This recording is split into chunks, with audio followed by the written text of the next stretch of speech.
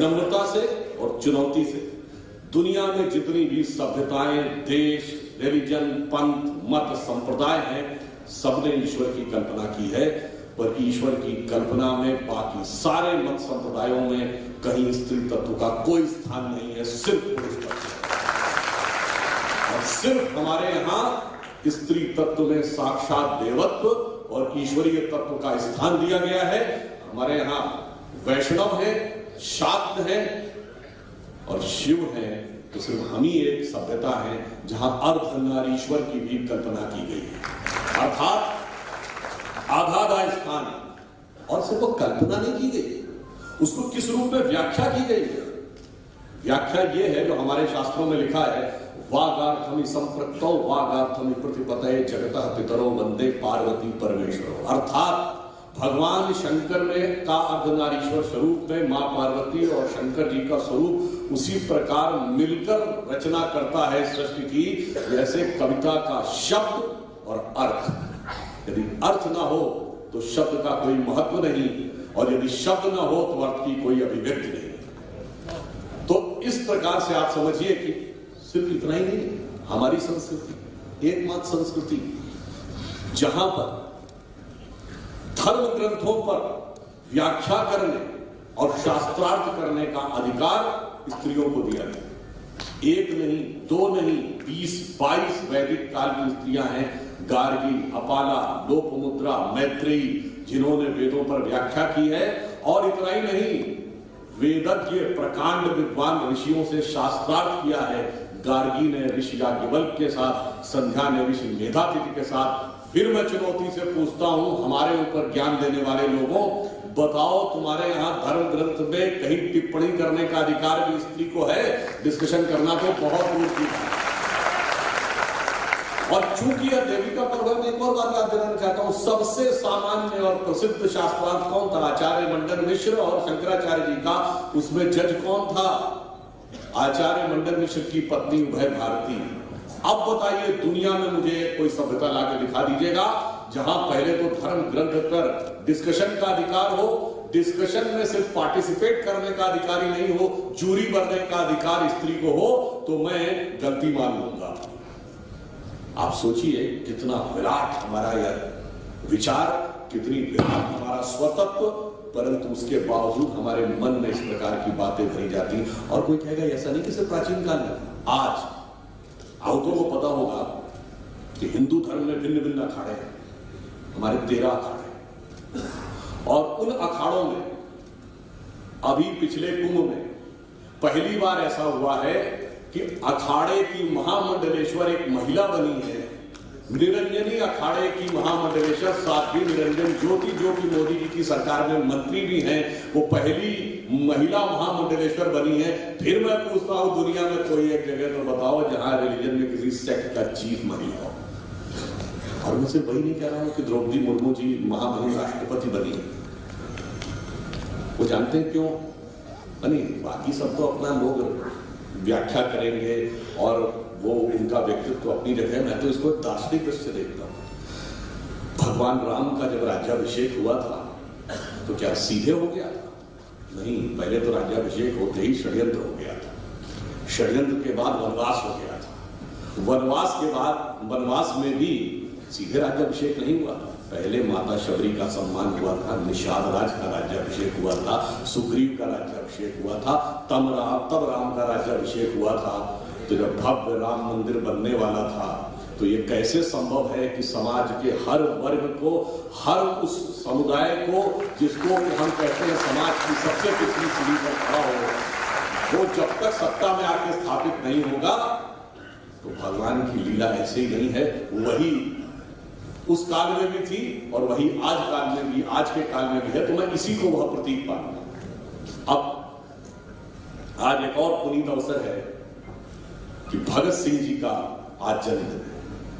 भगत सिंह जी हम सभी जानते हैं, भारत के स्वतंत्रता के लिए आत्मोत्सर्ग करने वाले उन महान स्वतंत्रता संग्राम सेनानियों में से एक थे। और जो लोग आज कहते हैं कि,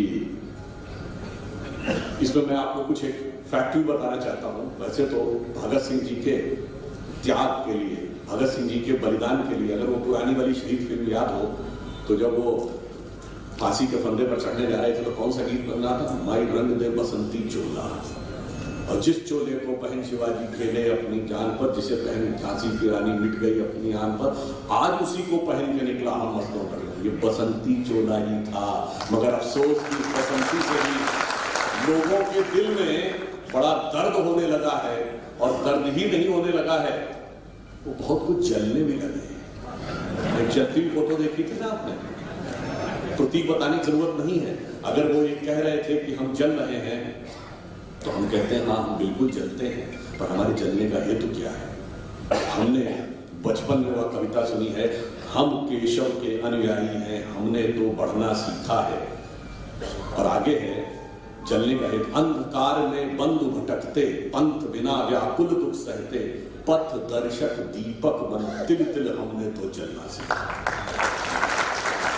अब भगत सिंह जी की जब हम बलिदान को याद करते हैं तो एक चीज याद करिए कि 1910, 20 और 30 के दशक का भारत क्या था। भगत सिंह जी ने असेंबली में बम फोड़ा था, और वह बम केवल धमाके का बम था, खाली सीट पे फोड़ा गया था, किसी को आहत करने का वो नहीं था, मगर उसे अहिंसा नहीं माना गया। मगर उस समय के भारत की कल्पना करिए, क्योंकि आजादी का अमृत महोत्सव है तो आजादी का यथार्थ विश्लेषण भी बहुत आवश्यक है इस अमृत महोत्सव के समय।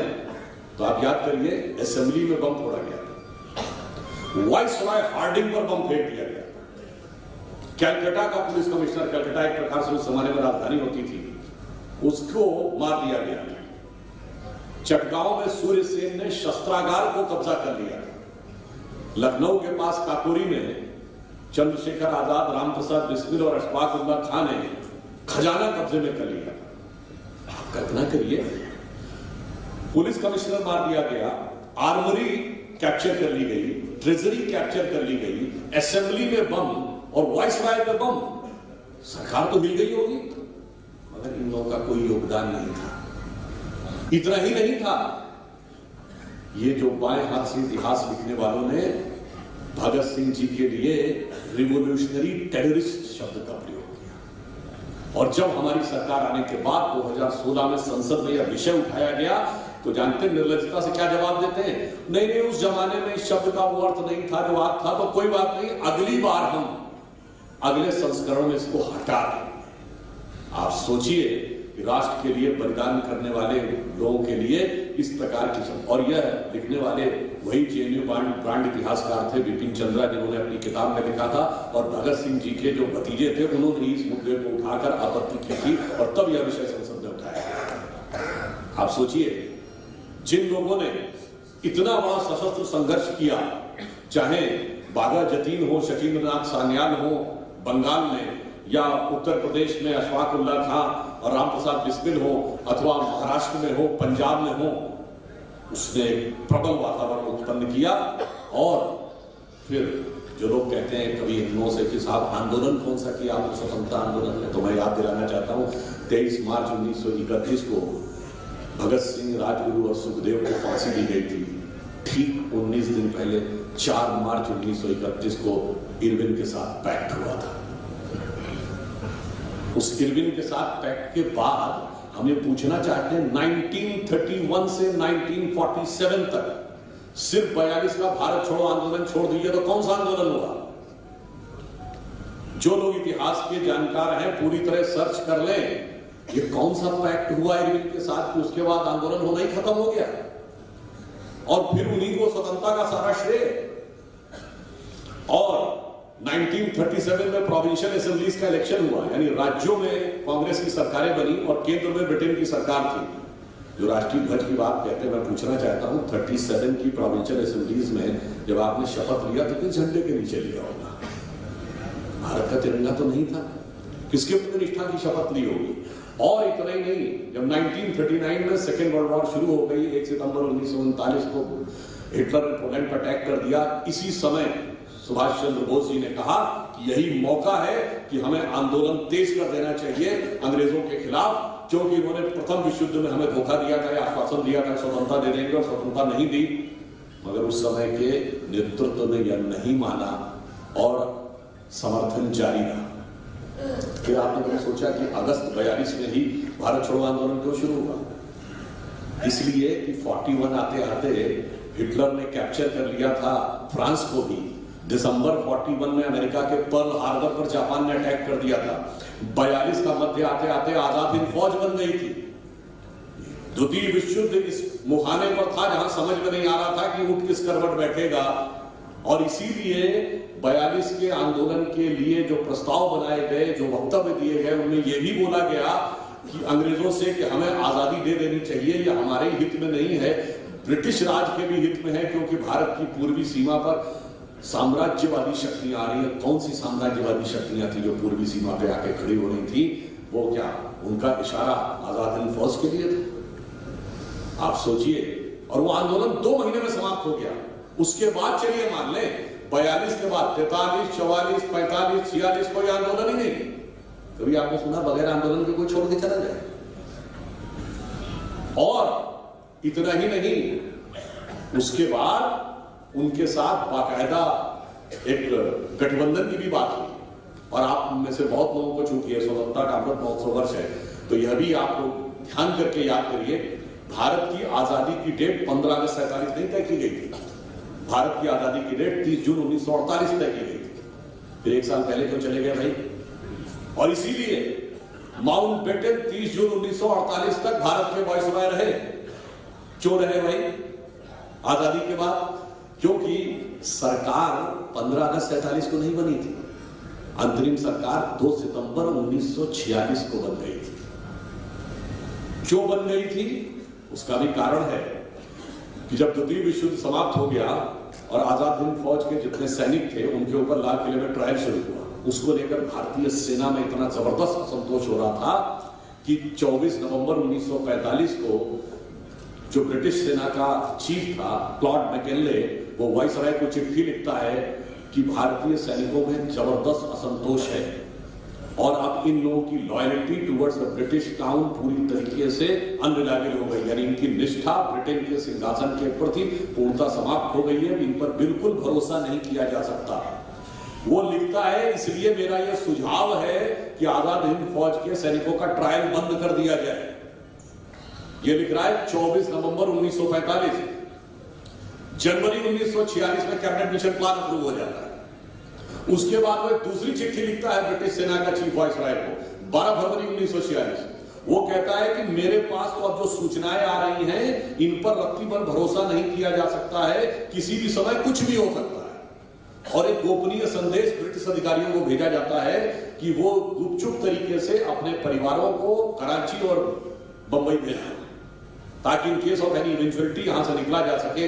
ये वो 12 फरवरी को लिखता है और 18 फरवरी को 1946 को नौसेना की अपराइजिंग कर देते हैं। भारतीय नौसैनिक ब्रिटिश सरकार से विद्रोह कर देते हैं और 2 दिन के अंदर बंबई, कलकत्ता और कराची में 20,000 नौसैनिक उसमें शामिल हो जाते हैं। 100 से अधिक युद्धपोत उनके पोत कब्जे में कर लेते हैं। ब्रिटिश सरकार के हाथ पांव फूल जाते हैं। आखिर में वो कांग्रेस के नेताओं से यानी सरदार पटेल और नेहरू जी से आग्रह करते हैं कि आप इन सैनिकों से बात करके मामले को सेटल डाउन कराइए। 10-12 दिन लगते हैं उसको सेटल होने में। ये सबसे बड़ा कारण था भारत की आजादी का। और उसके बाद मार्च 1946 में तुरंत मीटिंग करके डेट तय कर दी जाती है कि 2 सितंबर 1946 को अंतरिम सरकार बना के इनके हाथ में सत्ता दे देनी है ट्रांसफर ऑफ पावर के लिए। अब बताइए, हम में से किसी ने ये जनरल नॉलेज में पढ़ा है? सिवाय उसके जिन्होंने इतिहास विषय के रूप में पढ़ा होगा उन्हीं को यह पता होगा, अन्यथा उन्हें ये विषय ही नहीं पता होता है कि आजादी में सबसे बड़ा रोल किसका था। और इतना ही नहीं, वो प्रधानमंत्री क्लीवेंट एटली जिसने साइन की है आजादी के दस्तावेज पर, उन्होंने भी 1956 में पूर्व प्रधानमंत्री के रूप में आए और कलकत्ता में राजभवन में रहे। और उस समय जो एक्टिंग गवर्नर थे वो कलकत्ता हाईकोर्ट के चीफ जस्टिस थे, जिनका नाम था पीबी चक्रवर्ती। उन्होंने अपनी बातचीत के आधार पर लिखा है कि उन्होंने क्लीवेंट एटली से पूछा कि 42 का भारत छोड़ो आंदोलन समाप्त हो गया था, उसके बाद तो कोई आप क्यों छोड़ के चले गए? और वो भी जल्दी को छोड़ के चले गए। तो उन्होंने साफ साफ कहा, भारतीय सैनिकों के अंदर ब्रिटिश सेना के प्रति विश्वास समाप्त हो गया था, इसलिए हमारे पास छोड़ने के अलावा कोई चारा नहीं था। आप बताइए। मैं मानता हूं इस आजादी के अमृत महोत्सव में आजादी के लिए हर प्रकार की लड़ाई हुई। एक राजनीतिक आंदोलन भी हुआ, उसका भी योगदान है। एक क्रांतिकारी आंदोलन हुआ जिसके प्रति भगत सिंह जी हैं, उसका भी योगदान है। और एक सैन्य अभियान भी हुआ सुभाष चंद्र बोस जी के नेतृत्व में, तीनों का योगदान है। वो ये कहे कि मेरा तो अकेला योगदान है।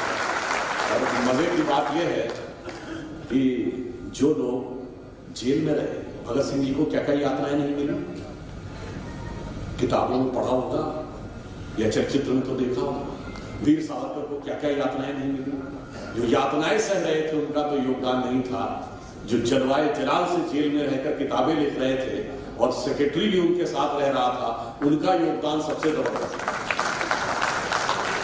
मतलब अपराधी वो है जिनके लिए वायसराय और सेना अध्यक्ष ये लिख रहा है कि इनसे सबसे बड़ा खतरा है, और जिनके वायसराय के साथ अत्यंत मधुर संबंध थे, वो वास्तविकता में संघर्ष कर रहे थे। इसीलिए मुझे फिर इसके ऊपर एक पंक्ति याद आती है, और सारा श्रेय उन्हीं लोगों को मिला कि नौरंगिए सियासते दौरा तो देखिए, नौरंगिए सियासते दौरा तो देखिए, कि मंजिल मिली उन्हीं को जो शरीके सफर न थे।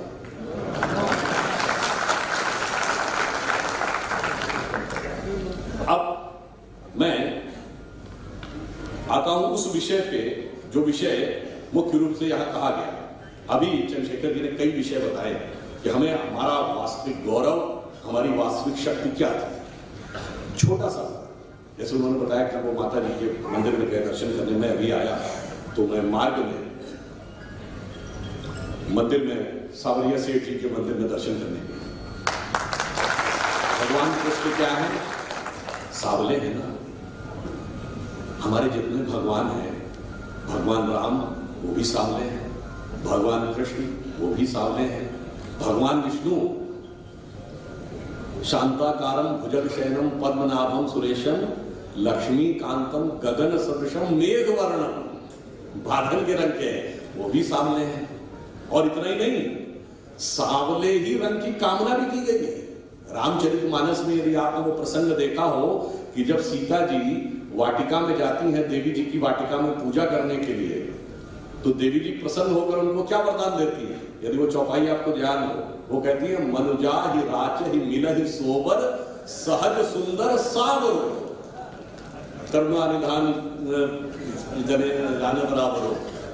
अब भाई ये समझिए, हमारे यहाँ तो सावले रंग का महत्व था, क्योंकि गोरे का महत्व कहां से आ गया भाई, और ऐसा महत्व आ गया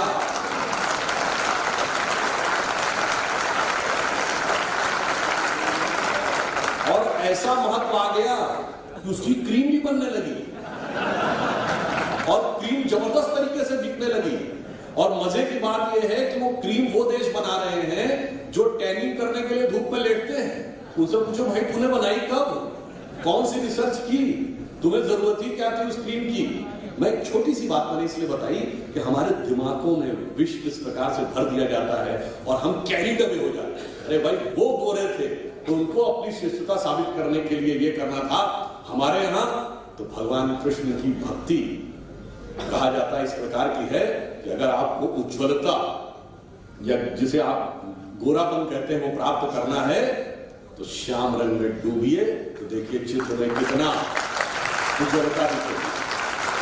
ये हिंदी के प्रख्यात कवि बिहारी लाल जी ने कहा है, या अनुरागी चित्त की गति समझे नहीं कोय, ज्यों ज्यों डूबे श्याम रंग त्यों त्यों उज्ज्वल हो।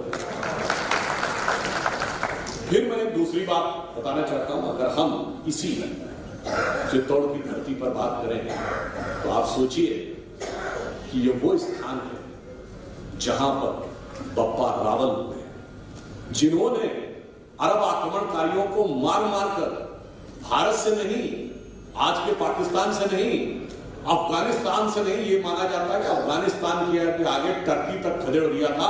712 में मोहम्मद बिन कासिम का अटैक हुआ और आप सोचिए 1025 लगे सोमनाथ तक पहुंचने में। ये 300 साल का इतिहास कहां है भाई संघर्ष का। उसके बाद कोई अरब वाला हिम्मत नहीं कर पाया अटैक करने की। 1025 सोमनाथ और 1192 में दिल्ली कब्जा हुई। ये 250 साल के संघर्ष का इतिहास कहां है भाई। 1192 में दिल्ली और 1527 में जाके बाबर राम जन्मभूमि को तोड़ पाता है। ये 350 साल का इतिहास कहां है? ये तो कोई संघर्ष ही नहीं था। ये किसी प्रकार का, अरे ये हमारी संघर्षशीलता का वो संबंध था कि ये मोहम्मद गोरी राजस्थान के रास्ते गया था, मगर यहाँ के राजाओं ने, राजपूतों ने इतना मारा था कि वो हिम्मत नहीं कर पाया इस रास्ते से वापस जाने की। वो सिंध के रास्ते वापस गया और वहां भी मार खाया। और ये कहा जाता है जब वहां पहुंचा तो उसके पास केवल कुछ अंगरक्षक बचे थे। और आप में से बहुत से लोगों को शायद पता हो, अगर कोई व्यक्ति बहुत ही कट्टर है, उसको पॉजिटिव और निगेटिव दोनों अर्थों में शब्द प्रयोग किया जाता है, जो बहुत ज्यादा अनकंप्रोमाइजिंग हो, किसी चीज पे समझौता करने के तैयार हो, तो अंग्रेजी में शब्द है शॉविनिस्टिक, CHAUVINISTIC। ये शॉविनिस्टिक वर्ड जानते हैं कहां से है? जाके चेक करिएगा रैंडम हाउस डिक्शनरी में या जो ऑक्सफोर्ड की डिक्शनरी में कि what is the origin of this word chauvinistic. Rajasthan के चौहान इतने कट्टर होते थे कि चौहानिस्टिक से ये डिराइव होकर शॉविनिस्टिक बना है, क्योंकि उनको लगा कि यहाँ के लोग एकदम अनकंप्रोमाइजिंग होते, किसी भी चीज पर झुकने को तैयार नहीं होते थे। और इसीलिए जो चंद्रशेखर जी ने कहा कि जब उन्होंने कहा कि रानी पद्मावती जी को इस शीशे में दिखाया था, ये भाई कर्नल जेम्स टॉड का नाम आपने सुना होगा, जिन्होंने annuls and antiquities of Rajasthan लिखी, उनकी हर बात से हम सहमत नहीं है। ये एक ब्रिटिश अधिकारी थे जिन्होंने राजस्थान और राजपूतों में बड़ी रिसर्च की। उन्होंने लिखा, क्या लिखा यहाँ के राजपूतों के लिए कि वो अंग्रेजी में है मगर हिंदी में बोले, अत्यंत उदार, अत्यंत वीर परंतु अत्यंत उदार थे और अपनी महिलाओं के सम्मान के लिए किसी भी सीमा तक जाने के लिए तैयार थे जो विश्व में कहीं देखने को नहीं मिलती। अब वो झलकी दिखा देंगे, इसलिए बहुत से ऐसे कथानक हैं। अब उदाहरण के लिए ये पद्मावत फिल्म आई थी, अगर आप में से किसी ने पढ़ा हो तो पद्मावत एक काव्य है जो हिंदी के कवि मलिक मोहम्मद जायसी ने लिखा है। उसमें रानी पद्मावती का सौंदर्य का वर्णन क्या राघव चेतन जाके बताता है? नहीं, हीरामन तोता जाके बताता है। और यहां पे दिखाना था कि भारतीय संस्कृति के अंदर कैसा छल प्रपंच होता था, अपने मन से कहानी की। और इस कहानी का भी उल्लेख कहां है?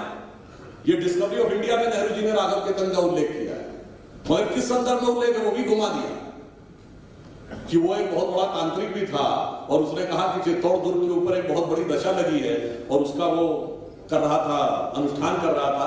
इस बीच में पूर्णिमा के दिन राणा रतन सिंह अर्घ देते थे और उसने कुछ उनसे कहा कि मेरी शक्ति ज्यादा, उसने तंत्र से उनको चंद्रमा दिखा दिया, इसको लेकर मतभेद हो गया और वो छोड़ के चला गया। मतलब मैं कहना चाहता हूं, आप जिस चीज को का नाम ले रहे हैं उस ग्रंथ से हकीकत नहीं ले रहे हैं, जहां से ले रहे हैं उसको भी डिस्टॉर्ट करे दे रहे हैं।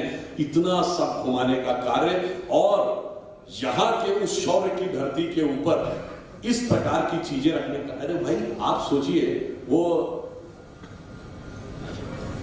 माता पद्मावती जी को कैसे दिखा देंगे? अरे यहां तो वो था, आपने वो सुना होगा ना कि जब राजा मान सिंह आए तो राणा प्रताप उनके साथ भोजन करने नहीं गए थे। श्याम नारायण पांडे जी ने लिखा है कि जब भोजन करने नहीं पहुंचे तो उसने पूछा कि क्यों नहीं आए काका? उन्होंने कहा उनकी तबीयत खराब है। उन्होंने कहा मैं समझ सकता हूं तबीयत क्यों खराब है, मगर उसका उत्तर उनका एक नौकर देता है। वो बोलता है, कहता हाँ तो आपने समझ लिया तो मैं स्पष्ट करने को तैयार हूं। वो कहता है जो मान शंका थी किसी विधि भी नहीं पूरी हुई, जब ज्ञात हो कि तुर्कणा से भगनी संबंधित हुई। यानी जब ये पता चले कि तुम्हारी बहन का संबंध तुमने तुर्कों में कर दिया है, मुगलों में कर दिया है, तो हमारे मन की शंका कैसे दूर हो सकती है?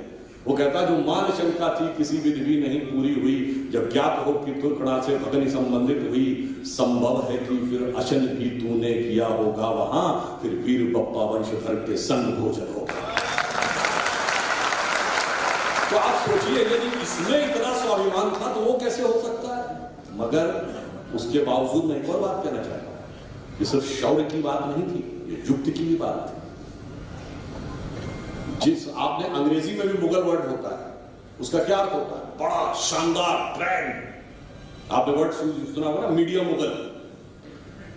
तो आप सोचिए दुनिया की सबसे शक्तिशाली फौज और जब एक बार अकबर के जमाने में ये लग गया था कि अब वो कूटनीतिक तरीके से भी कब्जा करने के लिए तैयार है, उस समय महाराणा प्रताप जी की और राजनीतिक युक्ति और बुद्धि भी तो थी कि उन्होंने कहा कि तलवार लेके आओगे या छल लेके आओगे या कोई राजनीति का अस्त्र लेके आओगे, मगर हमारे सम्मान के साथ समझौता नहीं कर सकते। और आप एक और बात बताइए, हमें इतिहास में पढ़ाया जाता है कि राणा प्रताप हार गए थे। अब ये बताइए, कोई राजा हार गया, इसके 4 डिफाइंड पैरामीटर्स हैं। नंबर 1 वो मार दिया गया हो, नंबर 2 वो बंदी बना लिया गया हो, नंबर 3 टैक्स देना शुरू कर दिया हो, नंबर 4 जाके हाजिरी लगा दी हो। चारों में से कौन सा काम किया था महाराणा प्रताप ने? जब कुछ नहीं किया था तो कैसे आपने मान लिया?